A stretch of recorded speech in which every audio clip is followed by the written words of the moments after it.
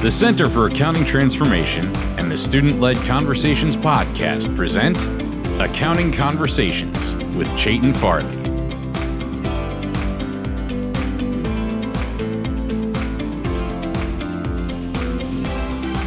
I could not be more excited to be bringing episode 4 of Accounting Conversations to you this week.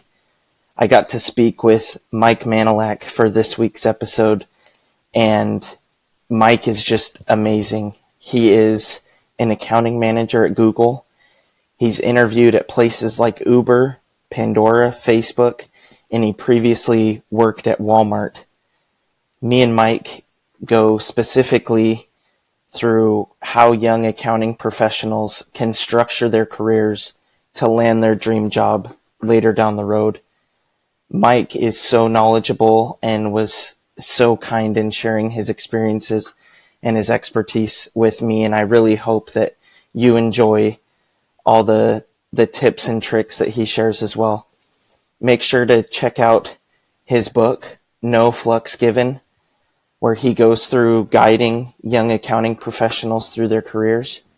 And make sure you check out his website. Those will all be linked in the description below.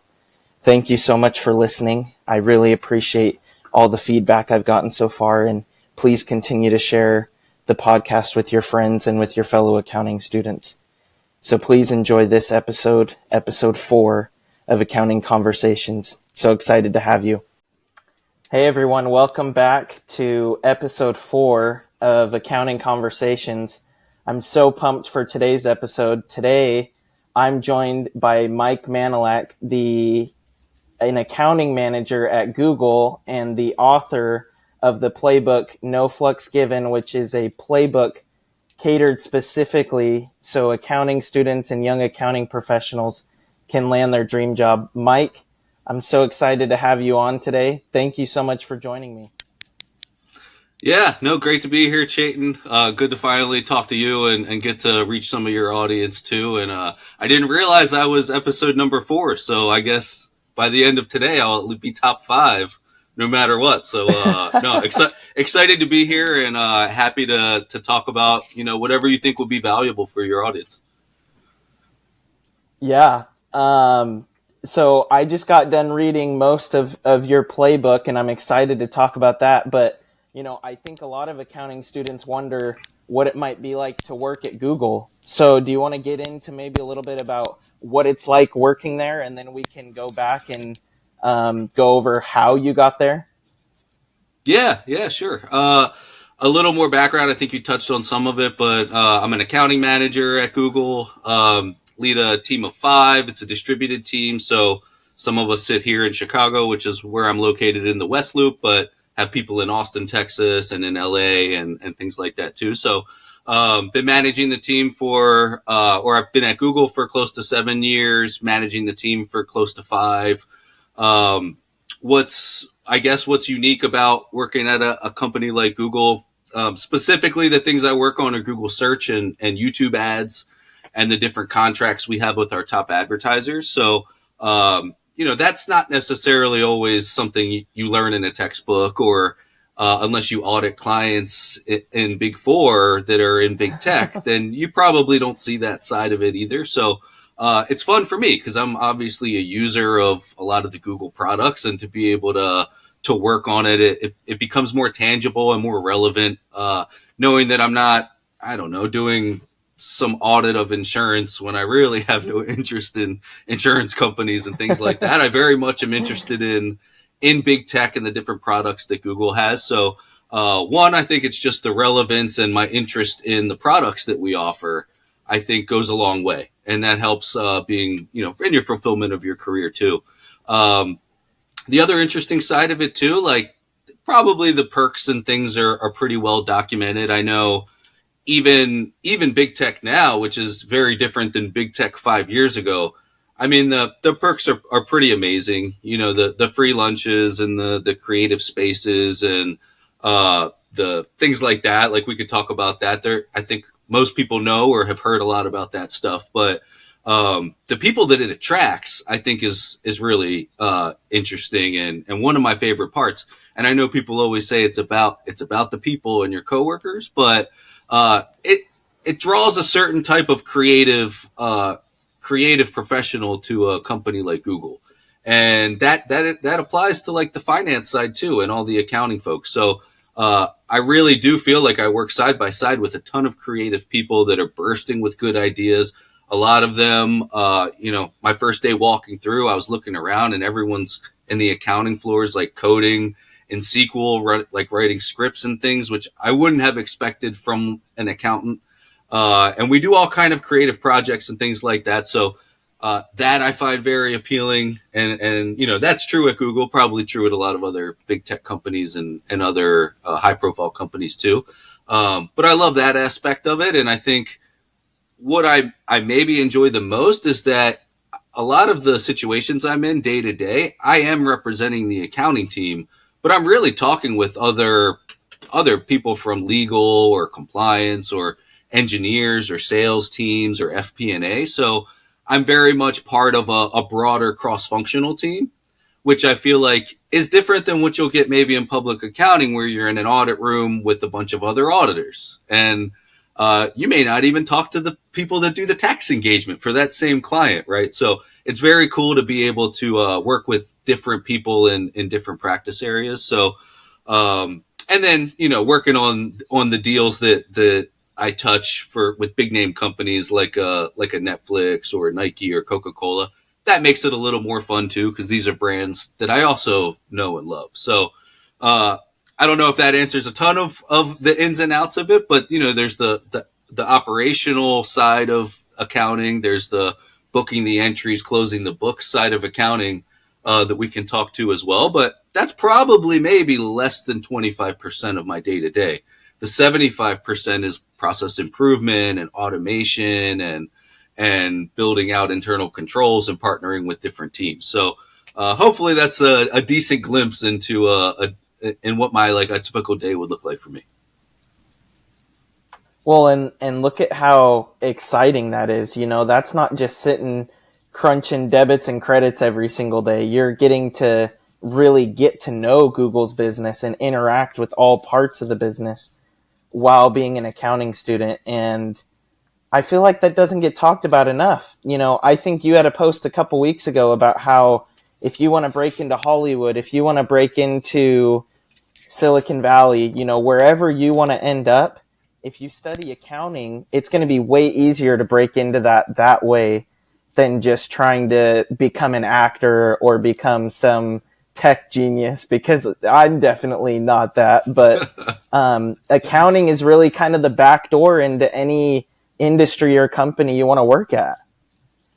Yeah. No, you're not wrong. And it's not the common path, but it definitely exists in all sorts of different flavors. But the one that you'll hear is usually, well, are you audit or are you tax?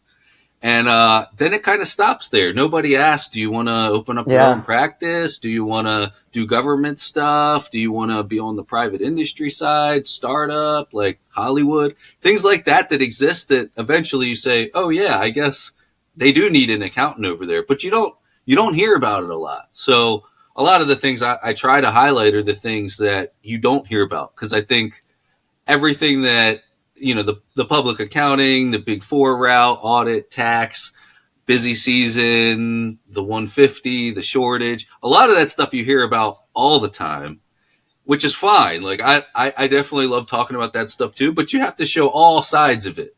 Otherwise, you're painting a very small picture of what the profession is. And honestly, that does a disservice, I think, to students that, are maybe looking at it like, oh, that's what accounting is. Because they have a very limited view, because what their impression is based off of is just a handful of the same people talking about the same stuff. So I love that you're bringing on people to talk about different routes that you can take and maybe opinions and point of views, perspectives that you don't hear every day. Yeah, I think that's the goal of the podcast. And I forgot to mention how active you are on social media in promoting these bright sides of the profession, because you are one of the top voices in the accounting industry right now, really bringing out those bright spots, which is how I found you and was able to interact with you, and is what has partially gotten me so excited about my career in accounting. So I appreciate you bringing the good side out of accounting and the good things that can come from even the hard years in public accounting, and bringing those to light so that students can see that there really is a big value add in getting an accounting degree. Yeah, there's no, thank you for saying that. And for the most part, like I'm kind of just having fun and sharing that side that doesn't get discussed a lot. So if other people are picking it up and liking it, and even if it helps or somebody learns something, or maybe it inspires them to take a risk they wouldn't have otherwise taken. When I was coming up, I didn't have a ton of those outside perspectives, and there's really no excuse today that you shouldn't be able to hear from all sides of the accounting profession. But very nice of you to say that. Thank you, Chade. Right. Yeah. The resources we have today are amazing, and we need to take advantage of them. So kind of going back to those accounting issues you mentioned, the 150-hour rule, the shortage, students not studying accounting anymore. You cover a big way that students can solve those problems for themselves in your guidebook, No Flux Given. Do you want to go through maybe a little bit of why you wrote that, and then we can dive into maybe some of the simple frameworks that you go through in there to help students land their dream job? Yeah, sure. So if you're a student and maybe you haven't been through public accounting, maybe this will be news to you, but the common accountant's path is usually you graduate, you go into public accounting, you stay for however many years. And I think timing is a big part of what I talk about in the book too. And then usually you say, okay, I've had enough of the busy seasons. Only 2% actually stay and make partner. So 98% are not doing that, right? Where are they going? That's usually when they move over to the private industry side, which is like working in the corporate accounting side of a company internally. And that's like my role now at Google.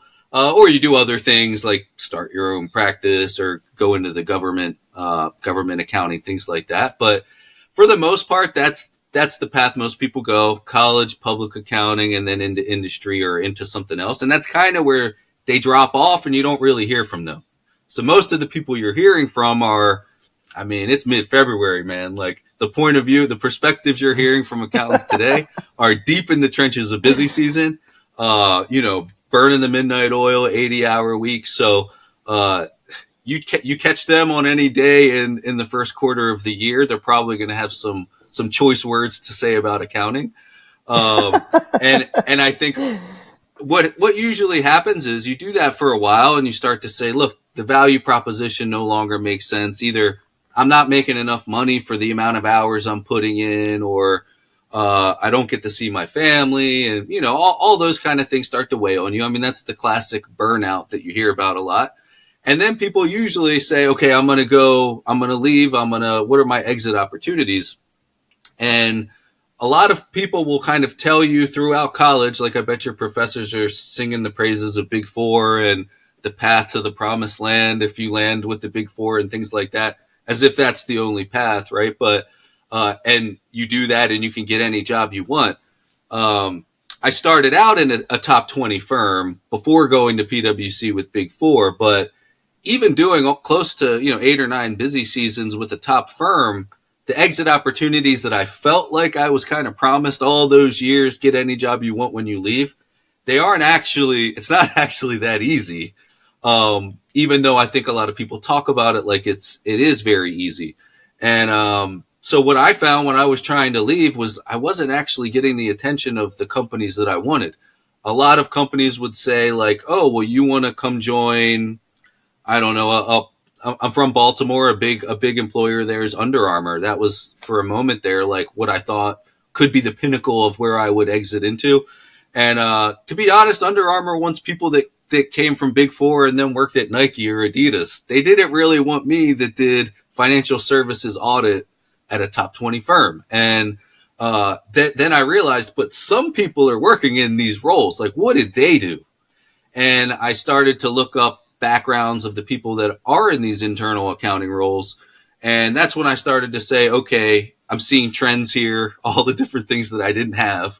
And it almost became like a career checklist for me of things that I wanted to go check off my list so that I could get the attention of these big companies. But when I looked around, there wasn't any resources. There wasn't a here's how you can leave public accounting and land your dream job book. And if there was, it wasn't from somebody that had, interviewed at the Ubers and Amazons and Nike and Google and Tesla and Salesforce and all of those companies. Those people, maybe they existed, but they're not out there talking about it. And they're certainly not writing a book to help somebody that was in their shoes, multiple years ago. So, I kind of carved my own path, and I think that's a hard thing to do. But, after I did it, through a lot of failures, moved across the country to kind of make some of this come to fruition. But through those failures, you learn a little bit. With every failure, every disappointment, you get back on the horse, you figure out something out that does work. And then by the time that I did make it into Google and was successful at Google and was promoted to manage a team at Google, and all I hear about online is all the bad mouthing of the accounting profession and how they're not creative or tech forward, how the work is boring and you're not making any money. It kind of made me feel like, look, that might be your perspective, but it's not my perspective. And I'm going to put something out there, and maybe it'll help other people see the fun and fulfilling side of accounting. And it may be a smaller corner of the accounting space, but it's not impossible. It's not like it's out of reach for people. And nobody ever referred me into these companies. I didn't go to a fancy college. I didn't come from money or anything like that. The doors weren't wide open for me. And yet I still was able to get in. And I felt like, look, I figured a lot of things out through that process, and I'm going to try and pay it forward to students, like a lot of people that are probably in your audience, to say, look, I know I hear a lot of bad mouthing, but then I also hear a few other things like this that are pretty encouraging, right? So that's sort of why I put out the playbook, and I was getting a lot of questions of, hey, any tips for me? How can I do that? And eventually I just packaged it all together and put it out. So hopefully that's a little background about how the No Flux Given playbook came to be. Yeah, I love that. And, in reading the playbook, I think the thing that stood out to me more than anything is I'd never read a self-help book before that, one, had the exact framework of how you could land a job at a certain place, but you also moved from the East Coast to Silicon Valley, to San Francisco, and you were going and getting in front of these companies all the time. You were trying to land that big job, and you go through every single one of those interviews that you did in your book. I mean, you went to Uber, you went across the bridge to Oakland and interviewed with Pandora. You interviewed with Facebook, three different times? Yeah. You interviewed with Salesforce. Was Salesforce Tower there back then? It was being built. Is that where you interviewed at?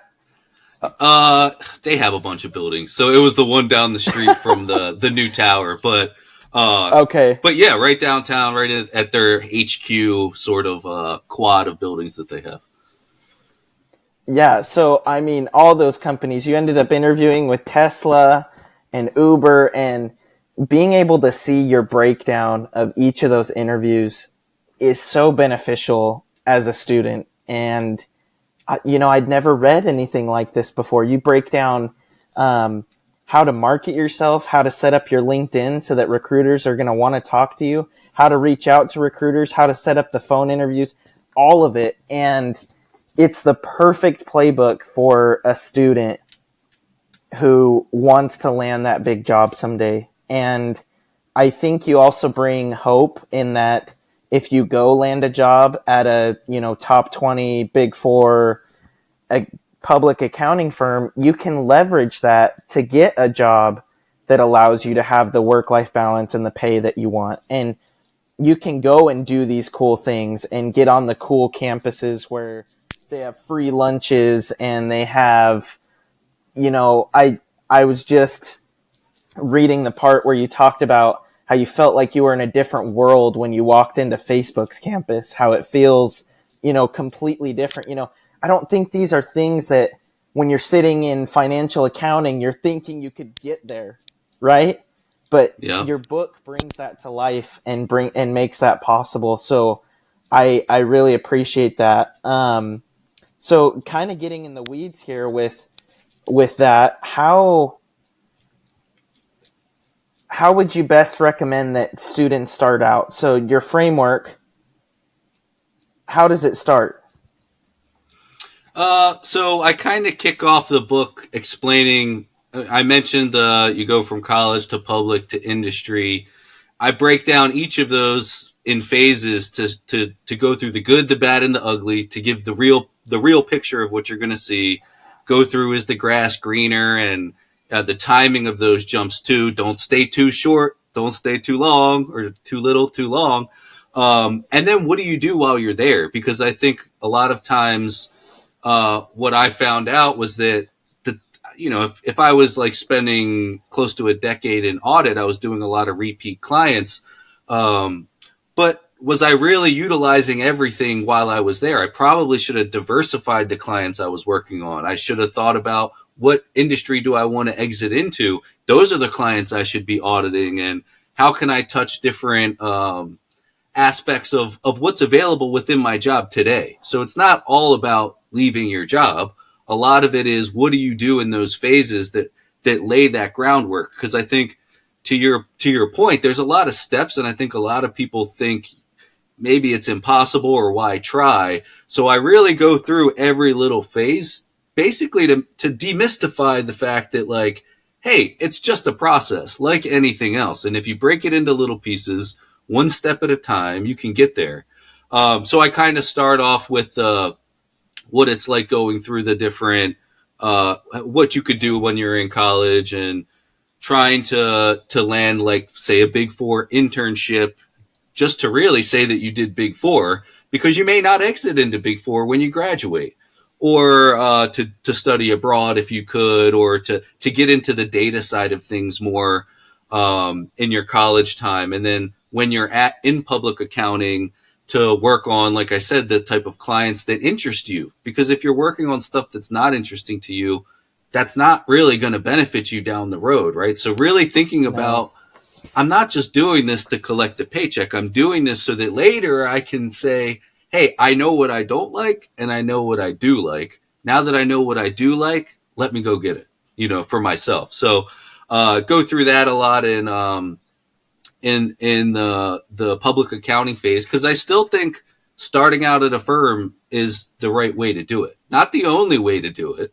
I feel like a lot of times people are thinking like, oh, well, you talk a lot about the negatives of the profession, and a lot of it that is in public accounting. Well, that's just because I'm real. I'm not trying to hide anything. Like, there are pros just as much as there are cons, and I'm not gonna hide from those things. But then I get into the public accounting, and why I mentioned timing is so important there is because when you do leave from public accounting to go to industry, a lot of people don't realize there's job bands and length of time that people are looking for. Like, if you want to go for a senior accounting role, when I interviewed at Salesforce, they only required 2 to 3 years for senior accounting. When I interviewed at Amazon, it was like 5-6 years of accounting. And then, so let's say you stay until maybe you're a 8-year senior or something like that, and then you try to go to the Amazon job or to the Salesforce job, and they're going to say, sorry, bud, you missed your time frame. So a lot of people don't think about that you can actually stay too long, and that extra experience, depending what you really want to do, could come back and hurt you.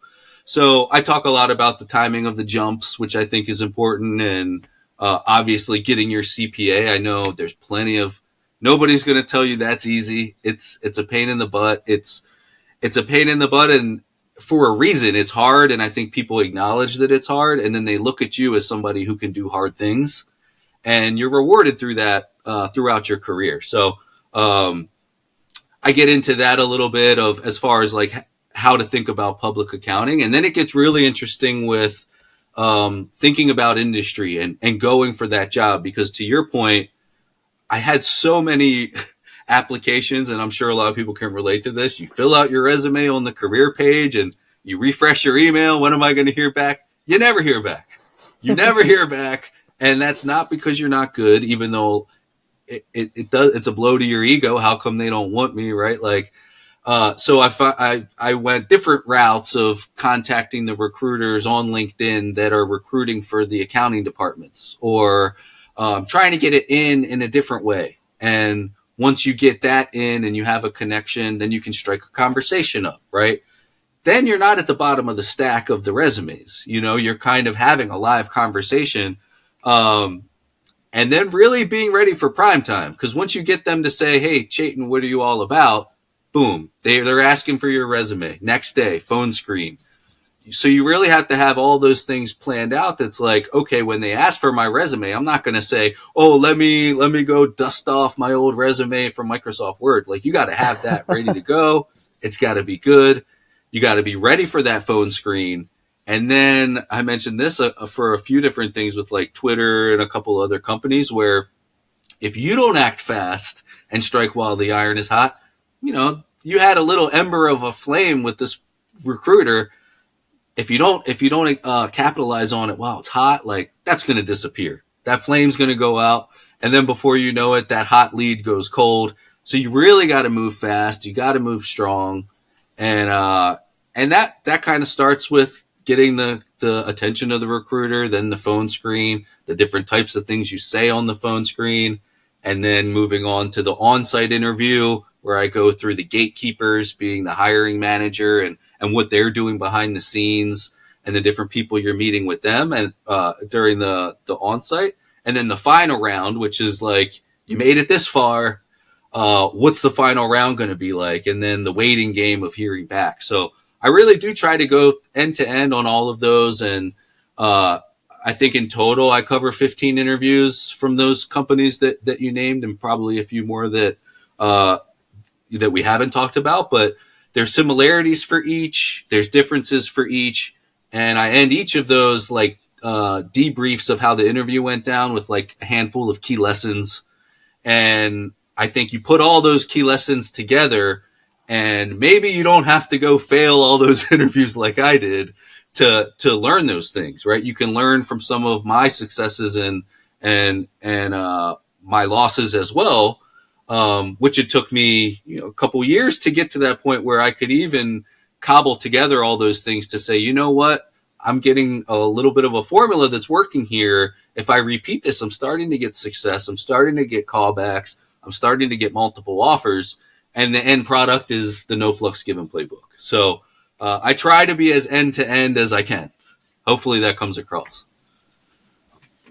Yeah, the depth that you go into each interview and each experience is a huge value to students. And like you just said, if students, accounting students, or even young accounting professionals were to take the exact steps that you lay out and were to just plan, the next 6-7 years and lay it all out, they might be able to land their first job with their dream company, because you've already laid out the framework perfectly. And so there's a massive value in reading your book and following your playbook. And I hope my listeners go and check that out and, use it and put it to practice in building their dream accounting career. So I wanted to ask you one more thing here. Me and you both, I think, share the opinion that the future of the accounting industry is bright, right? For people who are getting their CPA right now or are studying accounting, there's going to be massive opportunities here in the future. Why do you feel all that way with so much, maybe negative talk towards the accounting profession? Yeah, I guess one is I see the bright side maybe more than others of accounting, because that's my day-to-day role.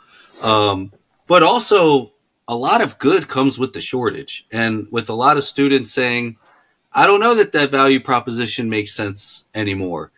A lot of good comes from that because you kind of have an upper hand. You know, it used to just be like, hey, just this is how it's always been done. Just grind it out year after year. Whereas now I think the firms are saying, well, maybe I can give some more work-life balance with hybrid work or a remote work situation, or maybe I can reduce the hours. And you're seeing firms start to reduce the hours during busy season. You're seeing them start to be more flexible with remote arrangements. You're seeing them increase the pay. Now, there's a lot of catching up to do. So I think people are still saying, you know, that's not enough, or, you know, things like that. But let this situation breathe a little bit, because I think those little changes are all going to add up, and they're starting to add up now. And I think with 75% of the accounting profession being of a retirement age, that's going to cause amazing opportunities. Like, I think the age of the partner has now decreased by 5 years, and some of them are averaging around 33. That's pretty freaking young to be a partner, right? Yeah. So eventually the old guard is going to move on, and that was pushing all of those old ways of doing things. And I think the younger generation of accounting workers are going to have a bigger say. They're going to be promoted up the ranks so that they're the young partner in the office. You get enough of that in your work environment, and things are really going to change. And I think so. I'm very optimistic about that side of things. And the work is getting more interesting too, because a lot of the grunt work that nobody likes to do is becoming automated, or we're going to be able to leverage AI to help with a lot of the stuff that we didn't really want to do ourselves. So you start to take away a lot of the cons off the list, and the pros are there and kind of growing up, while the cons are starting to go down. So I feel like that's ripe for an opportunity. And I would say that it's not going to be a day one, here's your golden ticket kind of thing. But for those who put in a little bit of time, because even for any good accounting role, they probably want a couple of years of experience a lot of times, which is unfortunate, because a lot of times you're saying, I'm trying to get this job so that I can get experience, and you're asking for 2 to 3 years experience or so. But I think for those that do stick it out and get their CPA, knowing that a lot of others are not, you're differentiating yourself even more. For those that do the hard work in public accounting, that's known to be hard, whereas a lot of other people maybe are taking an easier route, you're going to benefit from others looking at you saying, look, this guy's not scared of a challenge, and he's okay to put in the hard work when it's needed. And then eventually you build up a reputation for doing good work. You show that, you're not just trying to do the bare minimum. You can do a little bit more, while also maintaining like some boundaries for yourself, so you don't like burn out yourself.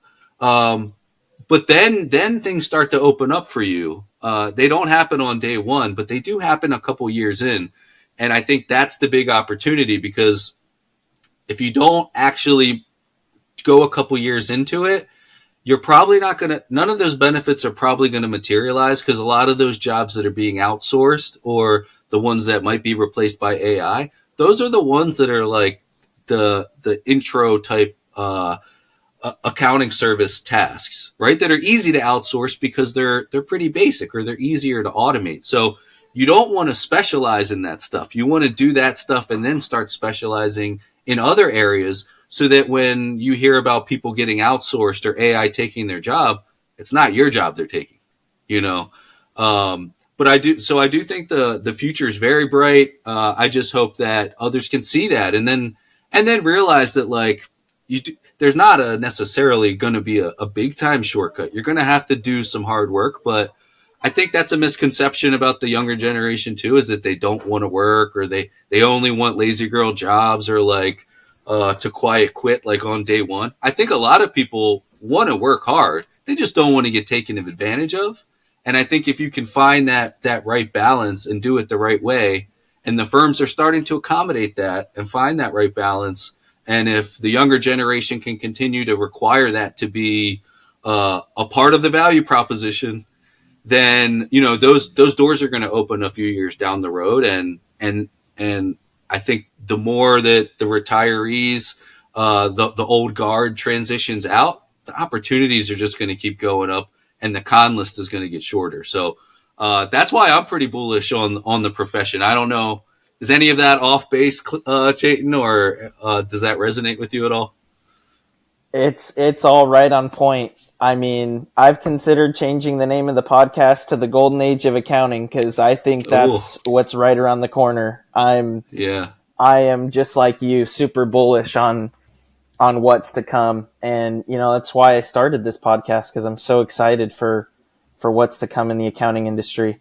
Well, Mike, thank you so much. I really appreciate your wisdom, your grit, that, you know, all the things you've gone through, all the companies you've interviewed with, the bootstrapping that you've done in your career. It really has paid dividends. And I'm so glad that you're sharing that with so many students and so many young accounting professionals, because they need it, right? Like, just like you were saying, when you started out, there wasn't a playbook that people could give you to show you how to do this. You went and figured it all out yourself.